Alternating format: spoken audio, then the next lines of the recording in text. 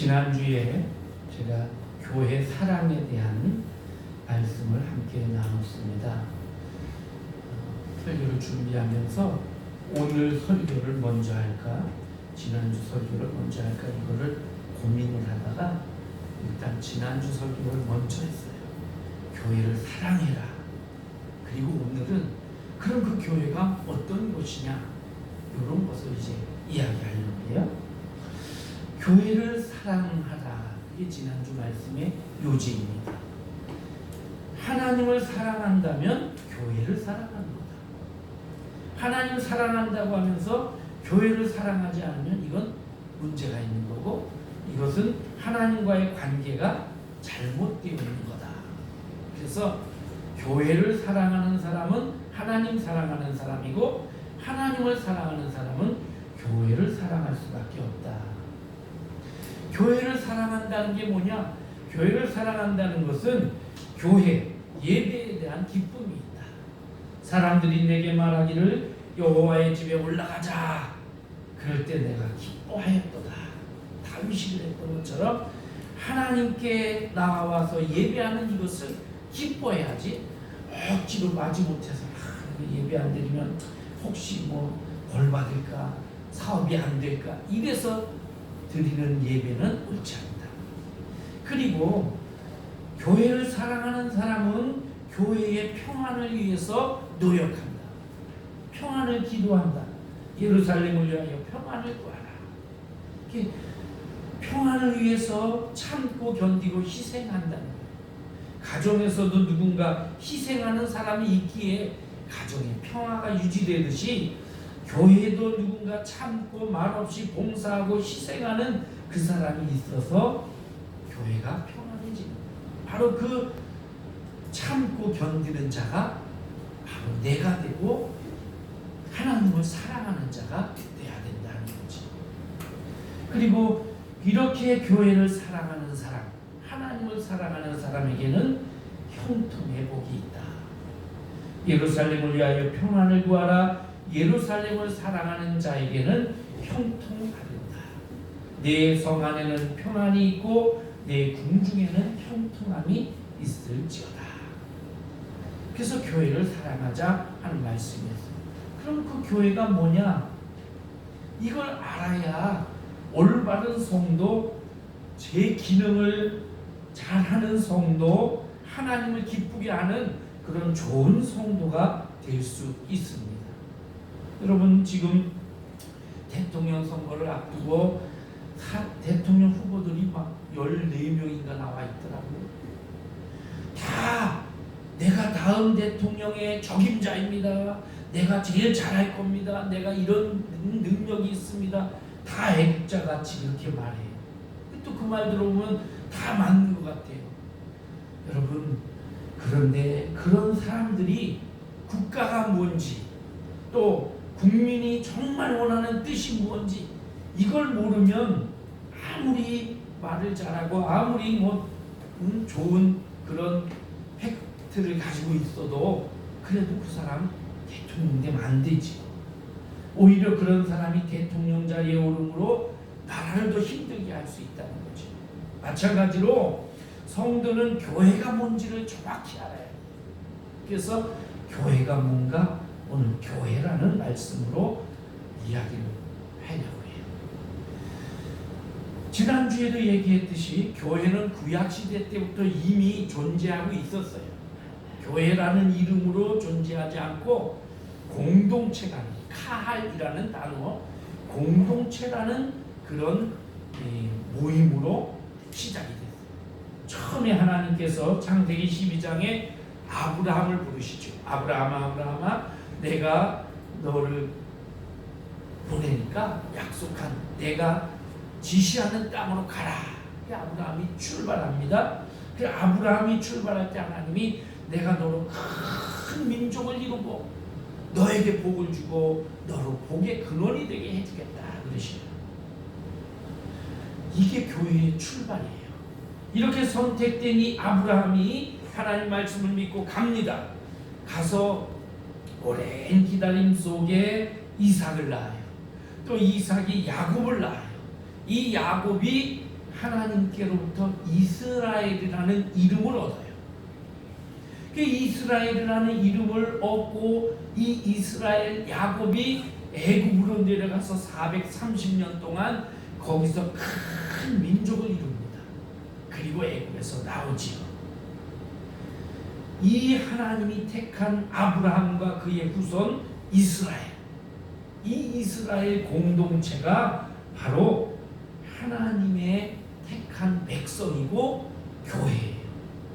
아브라함에게 했던 약속이 다 그대로 이루어졌어요. 그래서 구약의 교회는 이스라엘 공동체예요. 신약의 교회는 오늘 우리가 읽은 이 마태복음 16장에 나와 있는 이 본문에 있는 이 예수님의 선언으로부터 교회가 출발해요. 예수 그리스도를 구주로 고백하는 자들이 모인 곳이에요. 즉 예수님이 세우셨어요. 그리고 이것이 두 번째 본문인 사도행전 2장에 마가의 다락방에서 모여 기도하고 성령이 임하심으로 우리 눈에 보이는 교회가 됐다는 거죠. 오늘 이 마태복음 16장은 예수님께서 신약의 교회를 세운다 하는 선언이십니다. 이 말씀을 자세히 살펴보면 예수님께서 내가 내 교회를 세우겠다 이렇게 선포하셔요. 자, 이 말씀을 한번 본문을 따라가면서 조금 더 자세하게 살펴볼게요. 13절 예수께서 빌립보 가이사랴라는 지방의 큰 도시입니다. 그 도시에 이르러서 거기서 제자들에게 물어봐요. 야, 사람들이 나를 뭐라 그러더냐? 그러니까 제자들이 막 들은 얘기가 있잖아요, 주변에. 그래서 이 얘기 저 얘기를 하는 거예요. 아, 얼마 전에 죽었던 세례 요한이 살아났다고 하는데요. 아니요, 구약 시대의 엘리야 선지자, 그 선지자라고 그러던데요. 왜냐하면 예수님이 엘리야도 그랬지만 죽은 자도 살리고 뭐 여러 가지 능력과 기적을 행하니까 야, 엘리야 선지자가 과거에 그랬는데 엘리야가 살아난 것 같아 이러기도 하고, 어떤 사람들은 예레미야 같다고 그렇게도 얘기하고 이렇게 말합니다. 그렇게 얘기를 하죠. 이게 일반인들의 생각이에요. 일반인들은 지금도 예수가 누구냐 그러면 이렇게 대답해요. 예수님은 위대한 스승 중에 한 분이고 4대 성인 중에 한 분이고 훌륭한 분이다. 인류를 위해서 많은 좋은 것을 남긴 분이다. 이렇게 대답한단 말이에요. 예수님이 물으시죠. 15절에 너희는 나를 누구라 하느냐? 너희는 나를 누구라고 하느냐? 예수님은 오늘도 여러분과 저에게 물으셔요. 예수님을 어떻게 생각하느냐? 여기에 우리가 시몬 베드로처럼 대답해야지. 그 고백이 있어야 돼요. 너희는 나를 누구라고 하느냐? 그렇게 물으니까 베드로가 아마 다른 제자들도 다 이런 생각을 가지고 있었을 것이고, 아니면 다른 제자들은 참 이런 대답을 미처 마음의 준비가 덜 돼 있었을 수도 있고, 하여튼 성질 급한 베드로가 먼저 대답을 하는 거예요. 주는 그리스도시요 살아계신 하나님의 아들이십니다. 정확하게 예수님을 알고 있는 거예요. 주는 그리스도시요, 그리스도는 하나님께서 구약 때부터 보내기로 약속하신 메시아예요. 메시아는 헬라어고 그리스도는 메시아는 히브리어고 그리스도는 헬라어예요. 똑같은 말이에요. 기름 부음을 받아서 뽑힌 분이라는 거예요. 주는 하나님이 보내서 특별히 보내신 그런 분이시고 살아계신 하나님의 아들이십니다. 이때까지 아무도 예수님을 하나님의 아들이라고 고백한 자들이 없었어요.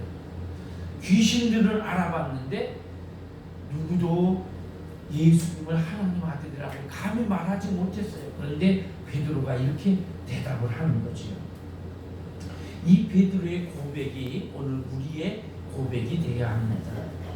베드로가 그렇게 대답을 하니까 예수님께서 17절에서 베드로에게 축복하셔요. 바요나 시모나 이랬는데 바요나는 바는 아들이라는 뜻이에요. 그래서 요나의 아들 시모나, 아마 이 베드로의 이름이 아버지 이름이 요나였던 것 같아요. 그래서 바요나 시모나, 시몬은 베드로의 원래 이름이죠. 베드로는 예수님이 제자로 부르면서 너는 반석이다 이렇게 해서 베드로라는 이름을 주셨어요. 바요나 시모나 네가 복이 있도다. 너 참 복이 있다. 어떤 복인가요? 예수님을 바로 알아보는 복이에요. 그러면서 이를 내게 알게 하니는 혈육이 아니요 하늘에 계신 내 아버지시니라. 이것을 알게 한 것은 세상에 무엇이 아니고 하나님이 너에게 지혜를 주셔서 알게 하셨다. 여러분, 우리가 예수 그리스도를 구주로 영접하고 믿게 된 것, 예수님을 알게 된 것, 물론 배워서 알고 깨닫고 이러죠. 그런데 아무리 그렇게 가르치고 얘기해도 마음에 믿어지지 않으면 못 믿어요. 그죠? 그래서 에베소서 2장 8절에서 뭐라고 말하냐면 믿음은 너희에게서 난 것이 아니라 하나님의 선물이다. 선물이에요.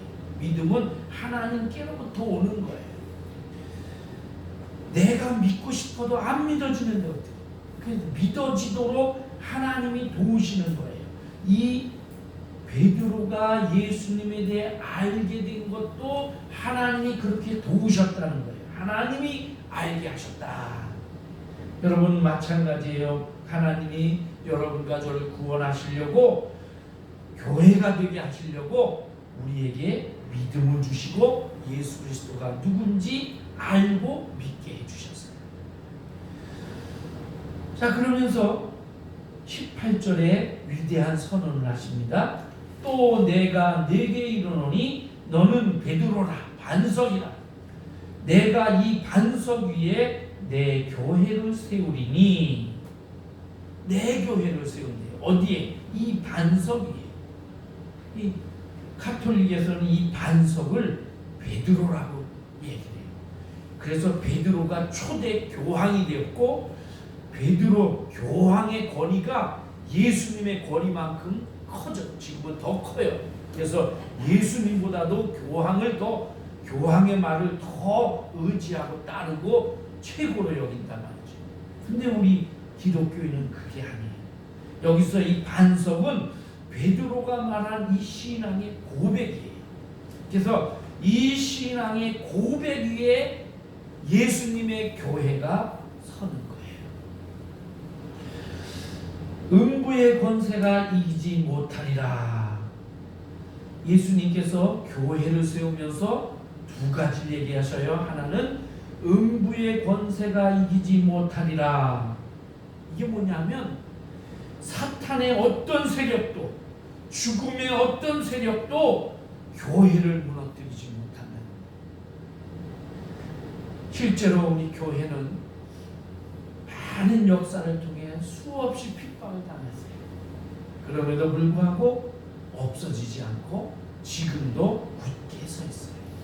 마귀가 끊임없이 우리 교회된 성도들을 계속 공격해요. 그래도 우리는 음부의 권세가 이기지 못해요. 우리를 괴롭힐 수는 있지만 이기지 못하리라. 교회이기 때문에, 예수님이 직접 세운 예수님의 교회이기 때문에. 두 번째는 내가 천국 열쇠를 내게 주리니. 교회는 천국의 열쇠를 가졌어요. 여러분, 이 열쇠라는 건 뭔가 열고 잠그고 하는 거잖아요. 근데 천국 열쇠니까 천국의 문을 열고 잠그는 거예요. 교회가, 즉 믿음이 천국의 문을 열고 잠그는 거예요. 그래서 그렇게 말합니다. 여기 천국 열쇠를 내게 주리니 하면서 내가 땅에서 무엇이든지 내면 하늘에서도 매일 것이요. 이게 뭐냐면 땅에서 무엇이든지 잠그면 하늘에서도 잠겨질 것이요. 땅에서 무엇이든지 풀면, 열쇠를 찰칵 열면 하늘에서도 풀리리라, 열리리라. 교회를 통해서 복음이 전파된단 말이에요. 근데 교회가 복음의 전파를 안 하면, 열쇠를 잠그면 천국문이 닫히는 거예요. 전도를 통해, 복음 전파를 통해 열면 열리는 거예요. 교회가 기도하면 하늘의 문이 열리고, 교회가 기도하지 않으면 하늘의 문이 닫히는 거예요. 그러니까 교회가 얼마나 큰 권한을 가지고 있는지 알겠죠. 우리 교회된 여러분과 제가 이 사명을 잘 감당해야 돼요. 복음을 전파하는 것, 그 다음에 끊임없이 이 나라와 민족, 우리 주변에 있는 사람들을 위해 기도하는 이 천국 열쇠를 잘 활용해야 돼요. 예수님께서 이렇게 말씀하시고 제자들에게 내가 그리스도라는 것을 아직은 말하지 말라. 오늘 본문은 이렇게 마무리를 하고 있습니다. 예수님이 이 세상에 오셔서 메시아의 사명을 잘 감당하시고, 그리고 이 세상을 떠나시면서 하신 일이 뭐냐? 교회를 남기시는 거였어요. 교회를 이 땅에 남겨주셨습니다. 왜 교회를 남겨주셨을까요? 예수님께서 하시던 일을 교회가 이어받아서 하라는 거예요. 복음을 전파하고 영혼을 구원하고 하나님 나라를 확장하는 일을 하라는 거예요. 예수님이 하셨던 것처럼. 그래서 우리 교회된 성도들은, 세상에 있는 모든 교회들은 머리 대신 예수님을 중심으로 해서 예배하고 말씀이 선포되고, 그렇게 하면서 성도가 교제하고 이런 일들을 하면서 끊임없이 복음을 전파하고 훈련하고 가르치고 세상을 향해 제사장의 역할을 감당해야 되는 겁니다. 자, 그러면 예수님이 세우시겠다고 하는 그 교회가 어디 있느냐? 두 번째 본문인 이 사도행전 2장에 이 교회의 모습이 나옵니다. 사도행전 2장으로 넘어가 보면 초대교회가 이제 성령이 임함으로, 그러면서 교회가 시작이 되지요. 예수님께서 세상에 머무시다가 하늘로 승천하시고 나서, 그리고 제자들이 모여서 기도합니다. 그렇게 기도하는 중에 성령님이 오셨어요. 성령이 오셔서 저들을 뜨겁게 하고, 지금까지 기억나지 않던 것들을 기억나게 하시고, 소극적이던 자들이 적극적이 되고 이러면서, 그래서 하나님의 뜻을 이루기 위해 예수님이 목적하신 대로 예수님이 하던 일을 계속 이어가기 위해서 막 일어나게 하셨다. 그래서 성령님을 통하여 저들이 일어나서 복음을 전파하고 기도하고 이렇게 한단 말이죠. 이게 교회의 원래 모습이에요. 교회란 무엇이냐? 이것을 우리 조직신학에서 말할 때에 교회의 표지 또는 교회의 표식이라고 얘기해요. 표지판 여러분 기억하시죠? 어디나 표지판, 간판이 있어요. 그래서 그 간판을 보면 거기가 뭐 하는 데인지 알아요. 쉽게 설명하면 우체국 고유 마크가 있어요. 그래서 저기가 우체국이구나. 경찰서, 저기가 경찰서구나. 이렇게 알잖아요. 그것처럼 교회의 표식이 있어요. 그 표식은 십자가예요. 근데 그래서 십자가가 달려있는 곳, 여기가 교회구나. 이렇게 알지. 우리 그리스도인의 마음에도 십자가가 있는 거예요. 그런데 우체국 표지판은 달려있는데 그 안에서 우체국이 봐야 될 업무를 하나도 하지 않으면 그 표식만 있지 우체국이 아니지. 경찰서라는 표식은 있는데 안에 경찰로서의 역할을 하나도 하지 않으면 그 경찰서가 아니지요.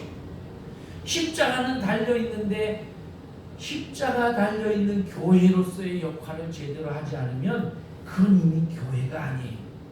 눈에 보이는 표식, 표지가 전부가 아니라는 거예요. 그러면 뭐냐?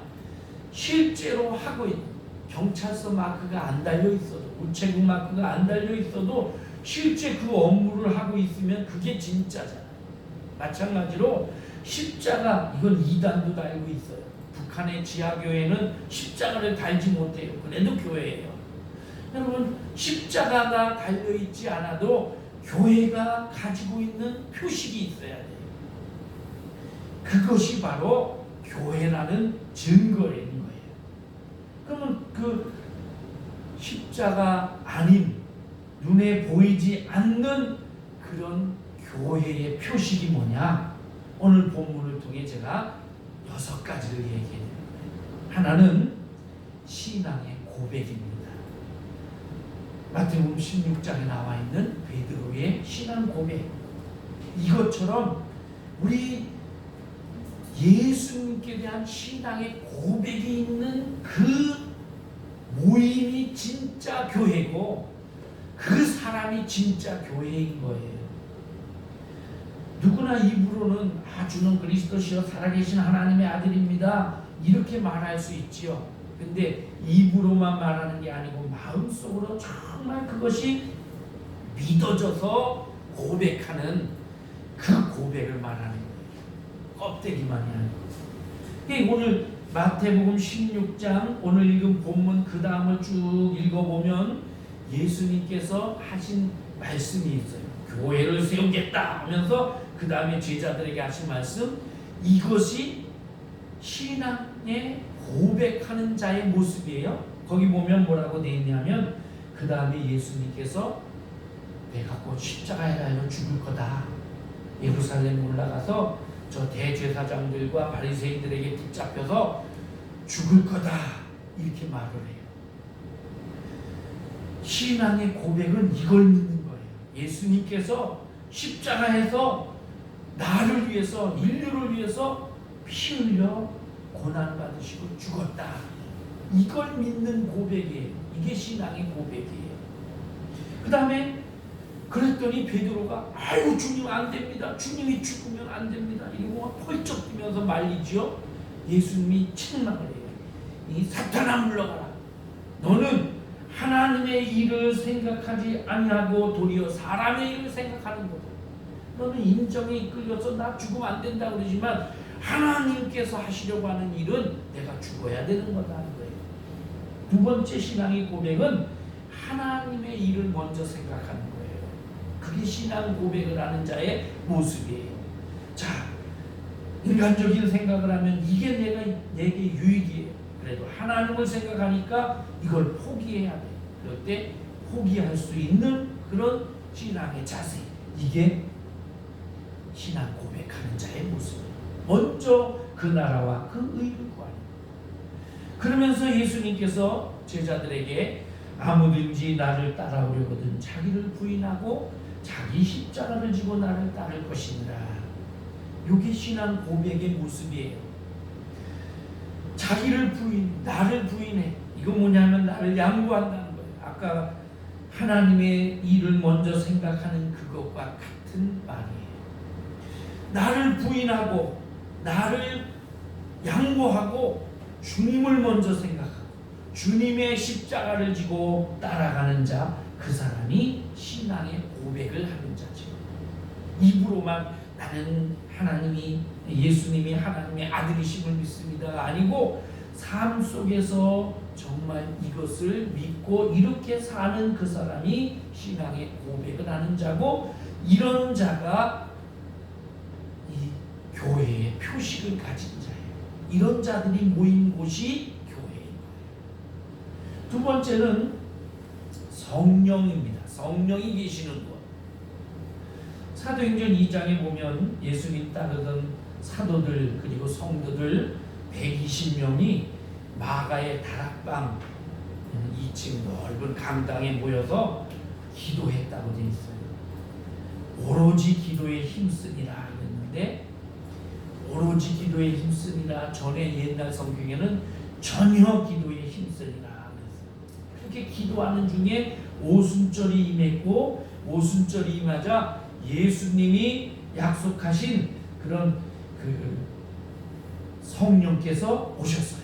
하나님의 영. 요엘 선지자도 예언했던 그 성령이 임했어요. 사도행전 1장, 2장 여기를 잘 읽어보면 이 내용이 나오는데 잘 살펴보면 성령이 임하는 광경이 나옵니다. 저들이 전혀 기도, 다른 거 전혀 생각하지 않고 기도만 열심히 했어요. 그런데 오순절 날이 이르니까 각 사람의 머리 위에 뭔가 뚝뚝뚝 떨어지는 거예요. 이것을 이 성경의 기자는 어떻게 표현했냐면 불의 혀같이 갈라지는 것이 각 사람의 머리 위에 임하여 있더라 이랬어요. 불의 혀가 뭡니까 여러분? 불의 혀는 불이 이렇게 모닥불 같은 거 피우면 막 위에 이렇게 휙휙 이렇게 불이 낼름낼름 되는 그거예요.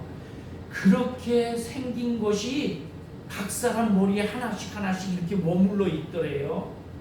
이걸 본 거예요. 자, 그리고 하늘로부터 소리가 났어요. 소리가 났는데 급하고 강한 바람 소리가 났대요. 그게 어떤 소리인가? 어제 집사람이랑 뭐 얘기를 하다가 집사람이 당진 성전에 거기 가 앉았는데 바람이 막 휘게 불더라고요. 그래서 불의 혀같이 갈라지는 그 소리, 급하고 강한 바람 소리 이러고 웃었어요. 여러분, 급하고 강한 바람 소리가 어떤 소리예요? 슉 하는 소리일까요? 아니면 뭐 옛날에 문풍지 하나 뚫어지면 그걸 막 황소바람 들어온다 그러면서 윙윙 이런 소리 났잖아요. 그 소리일까요? 어떤 소리인지는 모르겠는데 급하고 강한 소리, 우리가 슉 이렇게 하는 이런 소리일 수도 있고 정말 윙 하는 소리일 수도 있고 하여튼 급하고 강한 바람 소리 같은 게 하늘로부터 들렸어요. 근데 이거 잘 이해하셔야 돼요. 이건 비유지 실제가 아니에요. 비유라는 건 뭐냐면 그거 같다라는 거지 그건 아니에요. 그러니까 불의 혀 같은 게 각 사람 머리 위에 임하여 있던 거지 불이 임한 게 아닙니다. 불이라고 잘못 이해하면 안 돼요. 급하고 강한 바람 소리 같은 소리가 난 거지 바람이 분 건 아니에요. 근데 이제 이단들은 이걸 잘못 이해해서 성령을 받으면 불을 받아야 된다. 그래서 막 뜨거워져야 된다. 물론 성령을 받으면 가슴이 뜨거워져요. 근데 불을 받아서 그런 게 아니고 성령의 능력 중에 우리를 적극적이게 하고 이런 것들이 있기 때문에 그런 거예요. 자, 그렇게 해서 불은 아니에요. 불의 혀 같은 것이 떨어졌고 바람은 아니에요. 그런데 이단들은 바람이라고 생각을 하고 성령을 받으면 막 픽픽 쓰러져야 된다고 생각해요. 아니에요. 그런 것들이 각 사람에게 임하고 그래서 이 사람들이 제자들이 성령이 충만해졌어요. 그러자 이 사람들이 어떤 현상이 일어났느냐? 각각 다른 언어로 나가서 말을 하기 시작했어요. 이걸 우리가 방언이라고 하는데 우리가 알고 있는 방언하고 좀 다르죠. 각 사람들이 다른 언어로 얘기하는데 이 언어는 사람의 말이었어요. 우리가 방언 기도한다 그러면 사람은 못 알아듣는 방언이지요. 물론 성령의 은사 중에 이 방언의 은사가 있어서 이 바울도 그렇게 사람들이 알아듣지 못하는 말로 기도하고 깊은 기도의 경지에까지 이르렀어요. 근데 이때에 성령이 임하고 제자들에게 임한 방언의 은사는 사람들의 말이었어요. 그래서 이 오순절을 맞아 전 세계에 있던 유대인들이 다 예루살렘에 모여왔는데 그 모여온 사람들이 뭐라고 하냐면 야, 우리가 여기저기 막 16개국이 거기 나오는데 16개 나라 이상에서 왔는데 참 이상하다. 우리 각자가 다 자기네 나라 말로 알아듣는다. 우리가 태어나고 우리가 살고 있는 그 나라 말로 알아듣는다. 이렇게 표현을 합니다. 그러니까 영어를 쓰는 사람은 영어로 알아듣고 스페인어 쓰는 사람은 스페인어로 알아듣고 이런 식으로 알아듣는다는 거예요. 베드로가 대표로 나서서 설교를 합니다. 나사렛 예수는 그리스도시다. 죽었다가 살아나셨다. 그렇게 구약의 말씀들을 인용하면서 쭉 설교를 하고 베드로가 이르되 너희가 회개하여 각각 예수 그리스도의 이름으로 세례를 받고 죄 사함을 받으라. 그리하면 성령의 선물을 받으리니. 회개하고 예수 그리스도의 이름으로 세례를 받으라. 그러면 죄 사함을 받을 뿐 아니라 성령의 선물을 받는다. 성령을 선물로 받는다가 아니고요, 성령의 선물을 받는다. 성령을 선물로 받는다는 것은 성령 그 자체만 받는다는 거고요, 성령의 선물을 받는다는 것은 성령과 함께 성령으로부터 오는 모든 혜택을 받는다는 거예요. 그럼 성령의 혜택이 뭐냐? 첫 번째는 구원받는 거지. 그리고 두 번째, 세 번째는 성령의 은사들, 각종 성령으로 행하는 능력들, 이런 거예요. 이런 것을 다 받을 수 있다. 그렇게 얘기해요. 그래서 그날에 베드로의 설교로 3,000명이 회개를 했습니다. 전도 폭발의 결과를 나타냈지요. 그리고 예루살렘 교회가 부흥하기 시작을 했어요. 교회의 표식은 말에 있는 게 아니고 성령이 그 사람 가슴 속에 있느냐 없느냐 이거예요.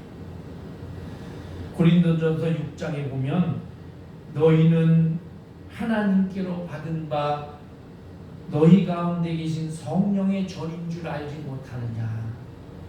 너희는 너희 것이 아니고 성령이 계시는 하나님께서 값으로 사신 바 된 것이다. 그러니까 너희 몸으로 하나님께 영광을 돌리라 그랬어요. 로마서 8장 9절에 보면 만일 너희 속에 성령 하나님의 영이 거하시면 너희가 육신에 있지 아니하고 영에 있나니 누구든지 그리스도의 영이 없으면 그리스도의 사람이 아니니라. 그리스도의 영이 없으면 그리스도의 사람이 아닐 뿐 아니라 교회가 아니에요. 그러니까 우리 속에 성령이 계셔야 교회의 표식이 된다는 거예요. 그 다음에 사도행전 2장 42절 말씀을 중심으로, 오늘 본문 그 중심으로 보면 교회의 표식, 또 하나는 사도들에게 가르침을 받았다. 지난주에도 제가 얘기했습니다. 하나님의 말씀이 있는 거예요. 사도들이 뭘 가르쳤겠어요? 자기 생각을 가르쳤겠어요? 자기 사상이나 철학을 가르쳤겠어요? 아닙니다. 예수님께 배운 하나님 나라에 관한 일, 복음을 가르쳤어요. 하나님의 복음이 선포되어서 그 복음이 선포된 그것을 하나님의 말씀으로 받아들이고, 그래서 그렇게 신앙 공동체가 이루어진 거예요. 이게 교회예요. 교회에서 여러 가지 사역들을 합니다. 특별히 현대 교회는 여러 가지 문화 사역이라든가 복지 사역이라든가 구제하는 일, 봉사하는 일, 이런 일을 많이 해요. 그런데 그것만 가지고는 교회가 아니에요. 그런 것들을 하는 이유는 복음 전파를 위해서예요. 즉 복음이 있는 곳이 교회예요. 여러분, 우리가 다른 사람들에게 친절을 베풀고 다른 사람들에게 많은 좋은 일들을 행하는 것, 그 목적 중에 하나는 그에게도 예수 그리스도를 전하기 위해서. 교회의 표식은 하나님의 복음이 있어야 돼요. 그 다음에 그들이 서로 교제했다고 되어 있어요. 그들이 사도의 가르침을 받아 서로 교제하고, 여기 교제는 그냥 단순히 뭐 맛있는 거 나눠 먹고 이렇게 하는 그런 교제가 아니에요. 여기는 서로의 삶을 돌보고 슬픔과 기쁨을 함께 나누는 거예요. 믿음이 약한 자는 믿음이 좋은 사람이 끌어주고 용기를 북돋아주고, 때로는 책망할 거 책망하고, 이러면서 그렇게 하는 이 거룩한 교제, 성도의 교제예요. 사도행전 2장 44절에도 보면 믿는 사람이 다 함께 있어 모든 물건을 서로 통용하고 또 재산과 소유를 팔아 각 사람의 필요를 따라 나눠주며 날마다 마음을 같이하여 성전에 모이기를 힘쓰고, 이렇게 돼 있거든요. 여기 보면 서로 물건을 통용하고 서로 물건을 나눠 썼어요. 왜? 가난한 자들이 있었거든요. 교회에. 그런 사람들에게 물건을 나눠주고 재산과 소유를 팔아서 사람들이 필요한 대로 이렇게 서로 나누며 썼다는 거예요. 이게 교제예요. 그리고 마음을 같이하여 성전에 모여 기도했어요. 말씀을 들었어요. 이게 교제예요. 이 거룩한 교제가 있는 곳이 교회예요. 거룩한 교제가 이루어지는 그 사람이 교회의 역할을 제대로 하는 거예요.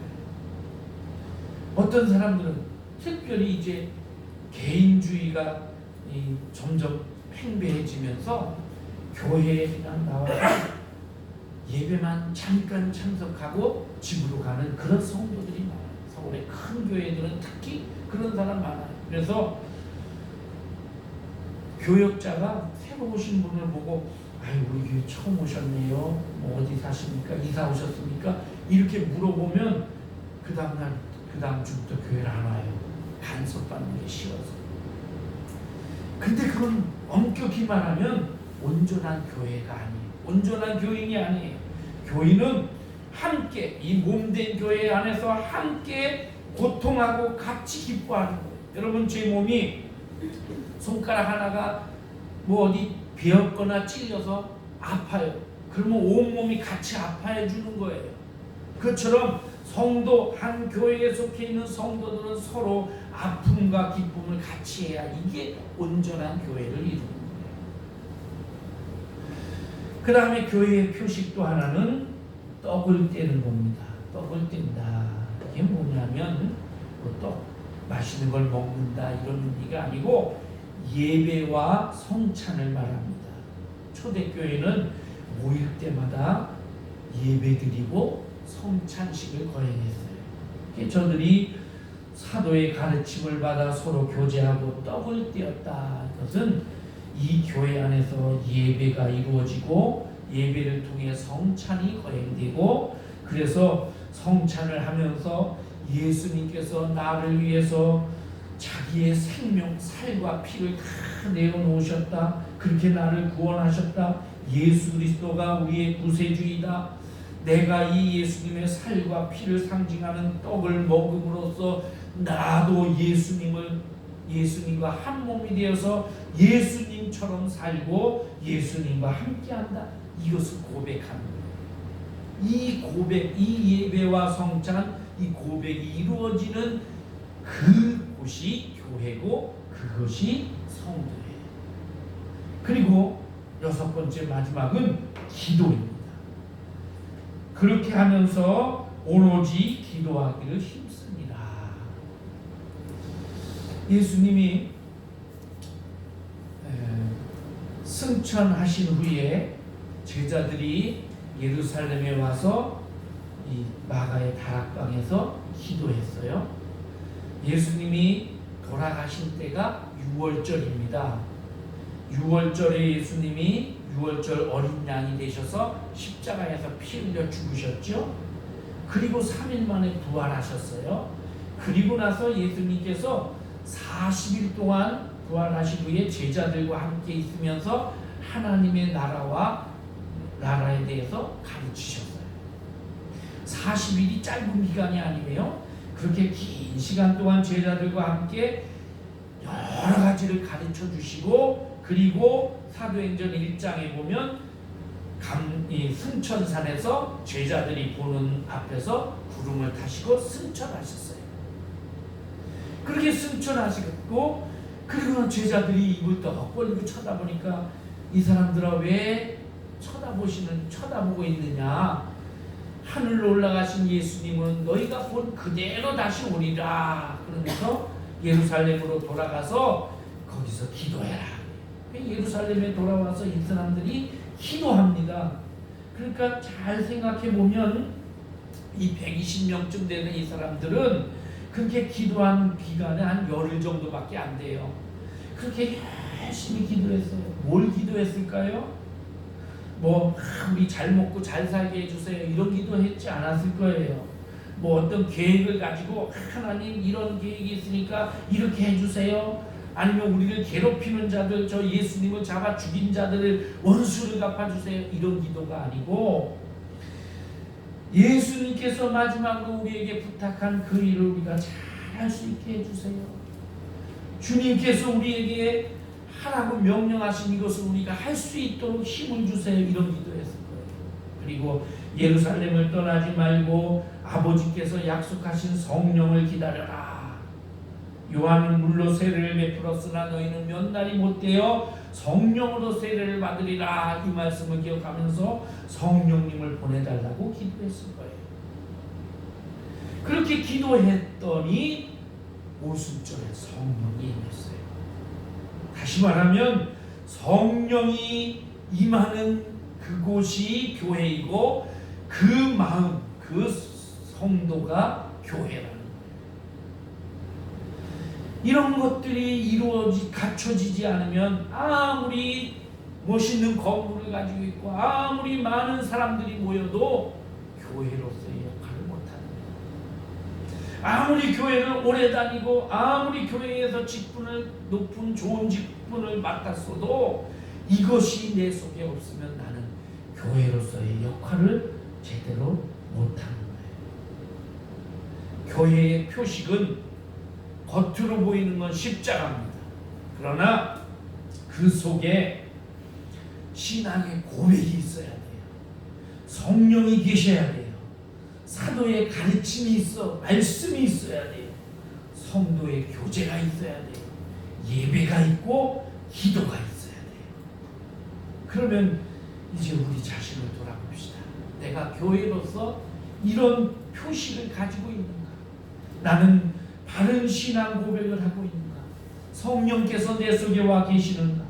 그리고 내게 하나님의 말씀이 있고 그 말씀을 순종하며 살기로 그렇게 살아가는 그것이 있는가? 나는 우리 성도들을 위해, 다른 지체들을 위해 얼마나 기도하고 얼마나 그들을 섬기고 있는가? 나는 하나님 앞에 제대로 예배하고 성만찬을 하고 있는가? 나는 기도하고 있는가? 온전한 교회, 바른 교회가 되기 위해서 이런 것들을 갖춰야 돼요. 우리 거룩한 성 시온교회가, 우리 교회에 속해 있는 여러분 한 분 한 분 모두가 이것을 갖추고, 그래서 정말 교회로서의 역할을 잘하는 그런 우리 성도들이 되시기를 바랍니다. 기도하겠습니다. 참 좋으신 하나님, 우리를 교회로 세워주신 것 감사합니다. 교회로서 우리 자신을 돌아보면서 정말 우리에게 바른 신앙의 고백이 있는지, 성령께서 내 속에 내 주에 계시는지, 하나님의 말씀이 내 안에 나를 지배하고 이끌고 있는지, 성도의 교제가 있고 예배가 있고 기도가 있는지 다시 한번 우리를 돌아볼 수 있게 하시고, 그래서 하나님 앞에 온전하게 갖추어진 교회로서의 성도, 교회로서의 삶을 살아가는 우리 모두가 되게 하여 주옵소서. 예수님의 이름으로 기도하옵나이다. 아멘.